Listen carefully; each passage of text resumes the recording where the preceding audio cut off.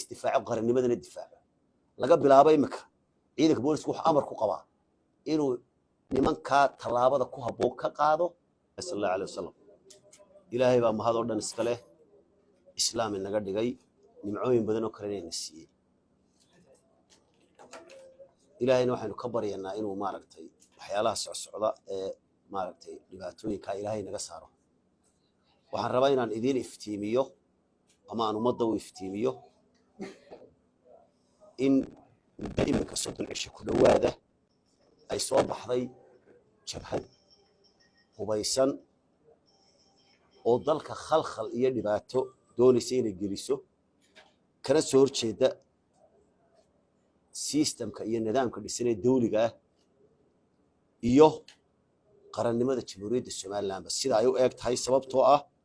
amnigii bay khalkhal gelisay dil bay geysatay dhac bay geysatay xasiloonidii iyo kala dambeyntii bay doonayaan lumiyaan taa macnaheedu waxa weeye inay doonayaan qarannimadu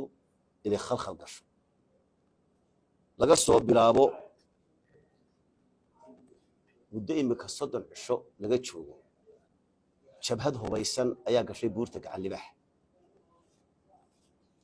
nimankaasu 30kii bishii 7aad ciidanka booliska oo abni meesha u tagay sidaynu ka dheregsanay ciidanka boolisku waxay shaqooyinkiisa ka mid ah inuu ilaaliyo public orderka iyo xasiloonida iyo nabadgelyada markii la maqlay halka inuu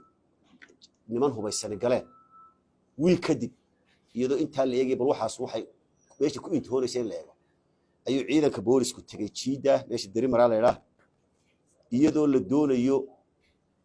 in amniga la sugo sababtu u tagayna waxay ahayd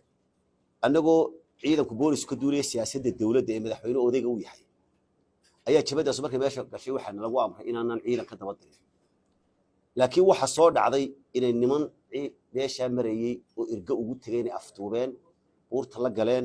waxoodiina ay ka furteen sababtaas uu ciidanka boolisku meesha u tagay soo u sugo amniga iyo waxyaalo kale dhibka ay geysanayaan laakiin iyaga inay u tagaan iyo inay weeraraan iyo amar kuma haysan ciidankaas talaabada ay qaadeen waxay noqotay in ciidankii soo weeraraan ninka dilaan ninna ka dhaawacaan maadaama ciidanka booliska aan amar lagu siin annaguna aan amar dawladda haysan annaguna aan amar ku siisin ciidanku wax dilaan ciidanku waxba may u geysan talaabo may ka qaadeen taas mid baa talaabada xigta 9kii bisha 8aad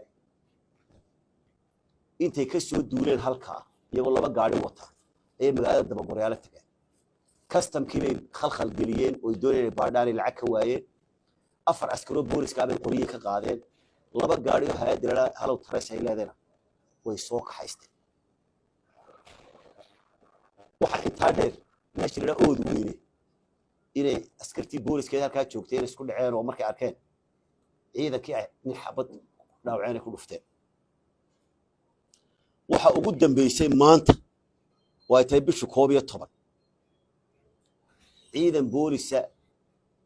oo ilaa 30 nina ilaa 35 nina oo magaalo labada go'ood u kala socdo goda yar ku socda ayay dhexda u galeen ciidankuna waxba kama oogin iyagoo xoogan oo tira xoogana ayay dhexda u galeen ciidankii iska baraadla ayay laayeen 9 askari bay dileen 17 askarina way dhaawaceen waxa inta dheer in ceeri gaabo iyo burco iyo hargeysa mudaharaad laga bilaabay mudaharaadkaas sidoo u bilaabmay saaka ilaa imka uu socda ilaa imka uu socda imkada aan idin hadlay uu socda hargeysa uu ka socda burcana uu ka socda ceeri gaabo inuu damay waa laga yaabay imka aanu ka socdo laakiin galabta waa ka socda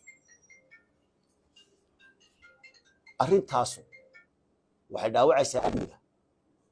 waxay ka soo horjeedaa xasiloonida shaqooyinka ay ciidamada boolisku mas'uul ka yihiin weeye iyo ciidamada kale annagoo ka duulayna siyaasadda dawladda amarka madaxweynaha iyo amarka wasiirka arrimaha gudaha ragga 3-4 goor talaabada qaaday koow markii uu ciidamada dhalinyarada irgada waxay aftuubay ee hubkiina ka qaaday waxay siteen iyo gaadiidkii markii labaadna booliska intay 30kii bishii 7aad ku soo daadigeen ninka ka dilay ninna ka dhaawacay markii saddexaadna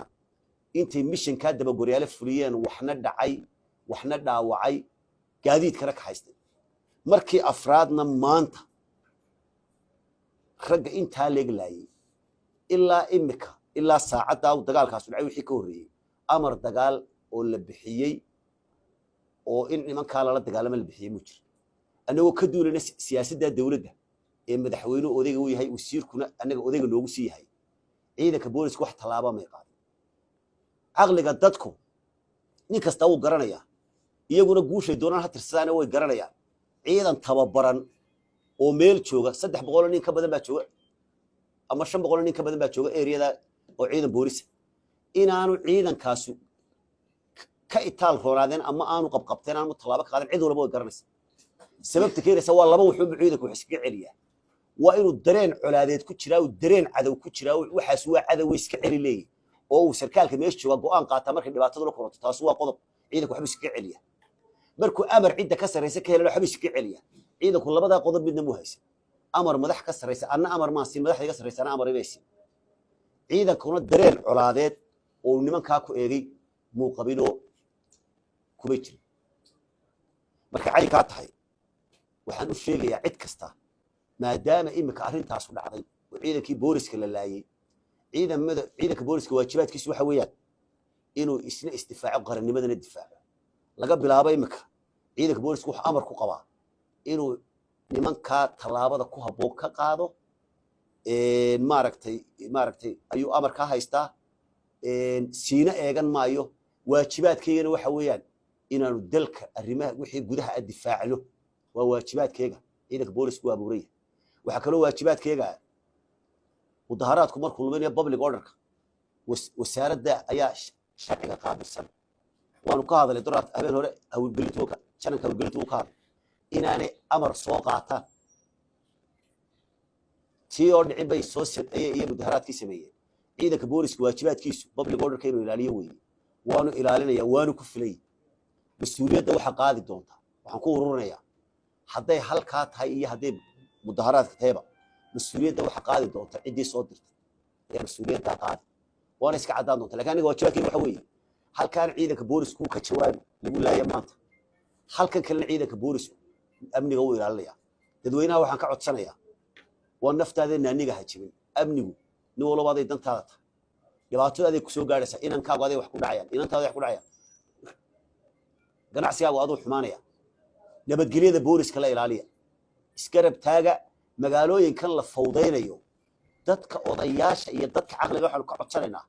in dhalinyarada gacanta lagu dhigo intaanay ka sii fogaan intaas aan ku gabagabeynaa.